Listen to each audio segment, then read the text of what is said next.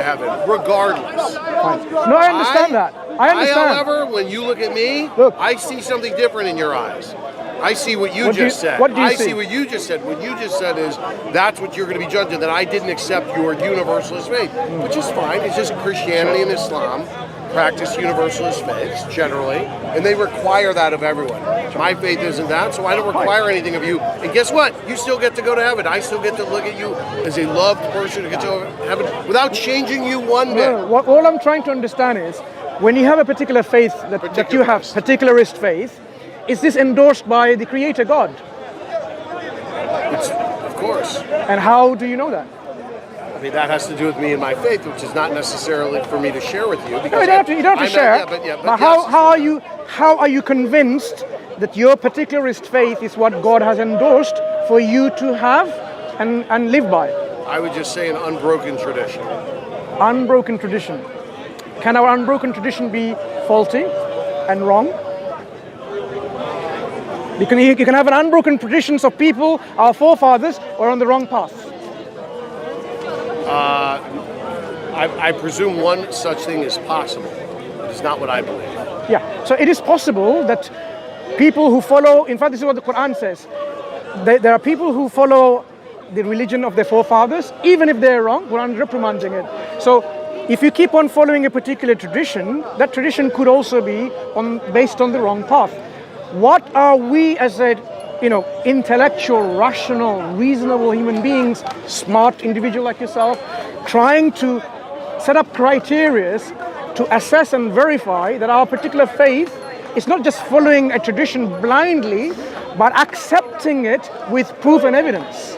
So if the question is there also proof and evidence for my faith beyond the unbroken tradition? I would say yes. So, but I don't need to prove that to you. I just believe that is an article of faith, and I have it, and I'm perfectly comfortable with it. Yeah, fine. The beauty of it is because it's particularized. I don't have to convert anyone. It's not about converting. It doesn't matter. I don't have to convince anyone. Yeah. You get to go to heaven regardless of what I believe, because I'm happy for everyone to have a relationship with God however they wish. It sounds like you have a great way, and you want to bring other people close to it, and I applaud you. Yeah, but is it possible the path that you've taken is not endorsed by God? Not my path, but it's possible there are paths, but not mine. No, your path. No, the answer to that's clearly no. Yeah, so your particular stance, which are so strong in your assertion, has to be based on a solid foundation. What is that solid foundation that gives you the confidence that your path is exactly that it's endorsed by God? I'm not asking you to convert me, but you can actually say, these are the things that convinces me of my path. We've spoken about several of them, and if you have more to suggest, I'm happy to add to my foundation. What are the convincing ones from the Creator? One would say objective from ones. the Creator, unbroken tradition, evidence, and things that a rational mind can use to assess the truth and correctness of the path. So those things. Yeah. So what evidence within? Well, I don't need to prove my faith to you, do I? No, it's not proving to me. So I don't need. Right, that's good. It's just sharing to me the basis of your strong. You gain nothing from it. So I would do it. I would do it if I thought you could gain from it, but you can't because you already. What I'm saying is, have a relationship with God, and you get to go to heaven. Why would you gain from me? It's not gaining. It's not me gaining it. Why do you need? Let me ask this a better question. Why do you gain? Why do you gain? If I already, because in my understanding, what God has endorsed, clearly you are not on the right path. So all I'm trying to do is saying that you're trying to help me, and I appreciate the yes. help. You're trying to help me go to heaven in whatever version of correct, that you have. but not by forcing you, by trying to understand you and showing you from your own particular rationalization whether this rationalization is faulty. It's a particularist faith. I didn't call it a particularist rationalization. Those are your words. So I have an understanding. This is a great conversation because it shows, listen, you're really out there trying to help people. You're trying to help people get to heaven. I love that. That's fantastic. Yeah. I don't need it, and I absolutely appreciate it. But you're absolutely barking up the wrong tree, which is fine. No, I love the love. I love the love. You're closing. Is love. You're closing the gate in which. You're closing the gate in which you're not in any way thinking that possibly I can be wrong. I'm not going down. You're trying to help me, and I appreciate it. Yeah. I get the love that's coming this way. I appreciate it. What's your name? What's your name? I don't need it. I already think you're going to heaven, so I don't. I already have such an acceptance. His acceptance of one God and a relationship with God, and basically a good person to other people. I mean, these are the basic rules. I get really 7 rules for you. I doubt you eat the limb of a live animal. You accept no adultery. You have a system of laws. I know there's 7 rules. You follow them. You're a great person. You're going to go to heaven. I'm happy for you. Okay. Do you know the consequences of rejecting a messenger of God? I have read of such things. Yeah. So I want you to explore from a particularist viewpoint. If you think that you are happy with and you will have salvation, but what if your rejection of a messenger of God and God has sent to be followed, that consequences, you should not put it lightly. You should think and say, look, what if my path is wrong? And that's why I'm saying perhaps we can share your particular rationalization or evidence base of your faith and see whether I'm able to show you something in which you can think again. That actually this may not be true based on the position you've taken. The beauty of it is, and again, this is what makes it such a wonderfully one-sided conversation, is you want me to think again because you want to help me. And I get that. I don't want you to think again. I think you're great. I think you're going to heaven. So I don't need, so it's not really that helpful.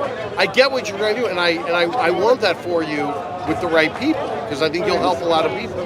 But you're not thinking about your own self? I think about my own self in a particular manner, in a particular faith, with the devotion, and I face plenty of consequences. Sure. I think about it all the time. Think about this way. So I feel good. Think about this way. If there is one creator. I feel creator, good with already the things I'm doing wrong. Right. Now think about this way. If there is only one God, this one God is not going to tell people things which are different and contradictory.